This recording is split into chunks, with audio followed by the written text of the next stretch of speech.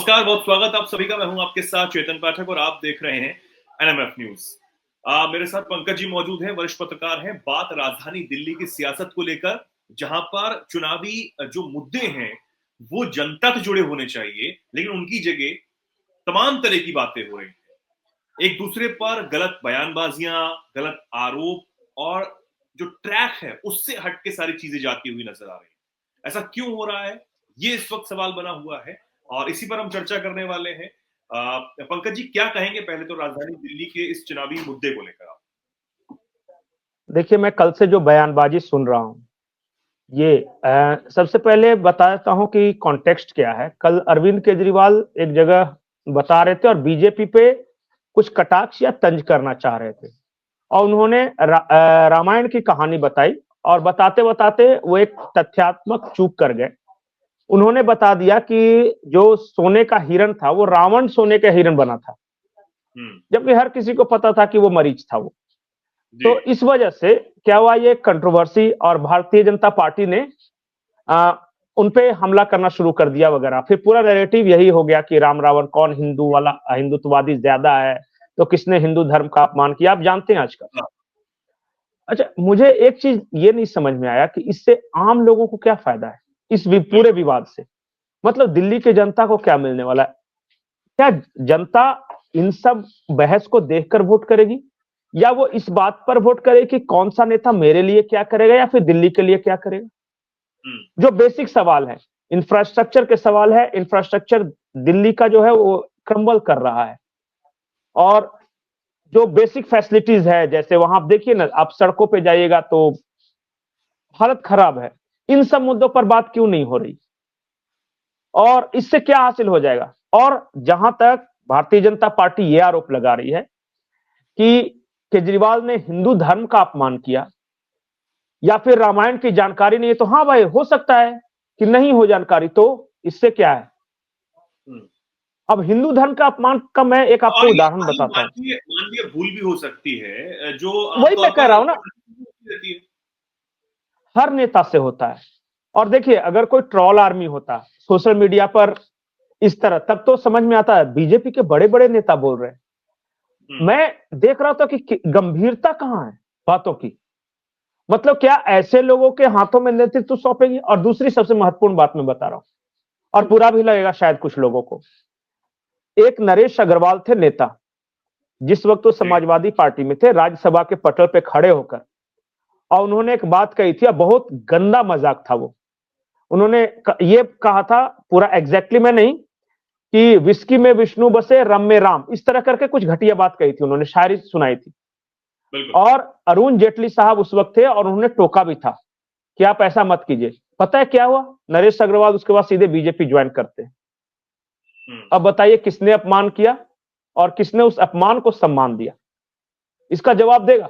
हर party के नेता से भाषण के दौरान कुछ ना कुछ चूक होती है, बिल्कुल। लेकिन वो देखना होगा कि वो पब्लिक जानबूझ के पब्लिक के लिए खराब बोल रहा था या फिर शब्दों के हेरफेर करके आप मुद्दों को भटकाने की कोशिश करें। जो दिल्ली में हो रहा है वो ये है कि मुख्य मुद्दों से ध्यान भटकाने की कोशिश हो रही है। और मैं एक नहीं है, ऐसे दर्जनों उदाहरण बता सकता हूं कि जहां पे क्या चल रहा है दिल्ली में। दिल्ली के लोग ये सवाल पूछ रहे हैं कि भाई, मेरे मोहल्ले का या मेरे विधानसभा क्षेत्र में तुम क्या करने वाले हो, ये बताओ। तो वो कह रहे हैं कि राष्ट्रभक्त बनो। कोई कह रहा है कि बताओ कि पानी या मुझे दोगे कि नहीं, या 24 घंटे बिजली दोगे कि नहीं। तो सामने वाला कह रहा है कि तुम तो देश के गद्दार हो। तो ऐसे थोड़ी ना होता है। और एक और चल पड़ा है इस वक्त, सारा आप देख रहे होंगे कि हर किसी को हिंदू बनना है।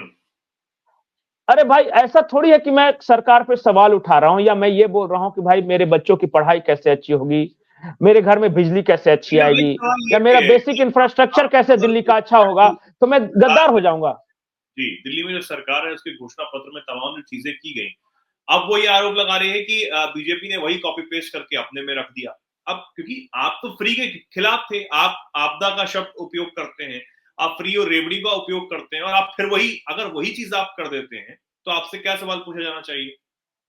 देखिए, मैं एक बात बताऊं, ये तीनों जो महत्वपूर्ण पार्टियां लड़ रही है, कांग्रेस हो, बीजेपी हो या आम आदमी पार्टी हो, तीनों के घोषणा पत्र में आप देखिएगा तो बहुत ज्यादा का फर्क नहीं है, वही थोड़ा बहुत ज्यादा अमाउंट का फर्क है। देखिए, ये जो राजनीति है वो अब हर कोई कर रहा है, इसलिए ये मुद्दा ही नहीं रहा। भारतीय जनता पार्टी लाडली लक्ष्मी योजना मध्य प्रदेश में कब से चला रही है?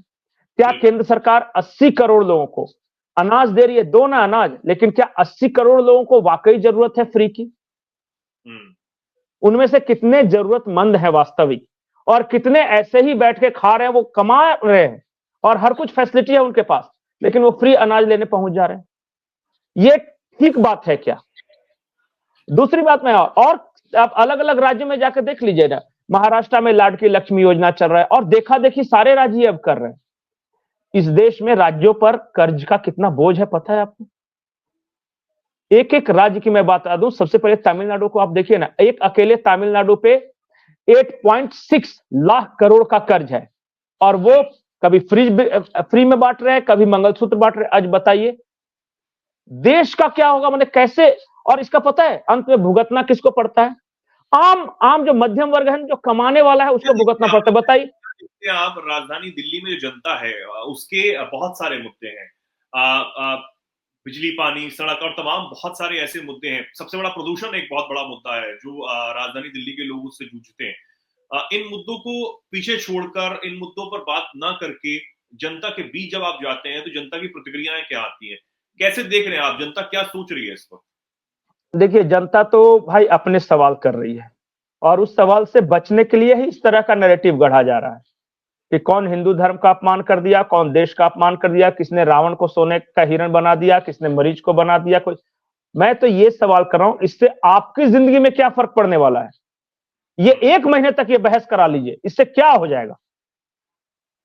आप बताइए ना। और क्या वास्तव में आप वो बयान अगर सुनवा सकते तो क्या वास्तव में वो अपमान था, या फिर एक कहानी बताते वक्त वो तथ्यों की चूक थी? वो जी, दोनों में फर्क है ना। ऐसे थोड़ी हो जाता है यार, किसी का अपमान हो जाता है। और अब तो पता है कि मुझे तो कभी कभी डर लगता है, और इस बात से डर लगता है कि कहीं ऐसा तो नहीं है कि मैं किसी सरकार से कुछ सवाल कर दूं तो कल को जाके ये मुझे देशद्रोही घोषित कर दे। Basic question. अच्छा बताइए, जनता जो है अपनी सरकार से नहीं पूछेगी तो किसके साथ पूछेगी? और मैं केंद्र सरकार से भी बात कर रहा हूं जी। ऐसे यार, एक लाइन से किसी को भी कुछ भी कर देना। और मैं तो ये बार बार ये बोलता हूं कि बेसिक मुद्दे, मुझे जैसे कि आप बनोगे, अगर विधायक मैंने आपको चुना तो आप मेरे लिए क्या करने वाले हो ये बता दो, या फिर अगर मैंने आपकी पार्टी की सरकार चुनी तो वो सरकार क्या करने वाली है वो तथ्य बताओ, और फिर तब मैं बताऊंगा कि क्या। और मैं बताऊं कि मुझे परमानेंट सॉल्यूशन चाहिए। मेरी जरूरतें क्या है? सुबह से शाम तक मेरी जरूरतें हैं बच्चों की अच्छी शिक्षा, मेरी जरूरतें अच्छा स्वास्थ्य, मेरी जरूरतें अच्छी सड़क, मेरी जरूरतें हैं एक अपना सुंदर सा मकान हो, मेरी जरूरत है कि एक रोजगार हो। यही 4-5 आम इंसान की जरूरतें हैं ना। बिल्कुल, बिल्कुल।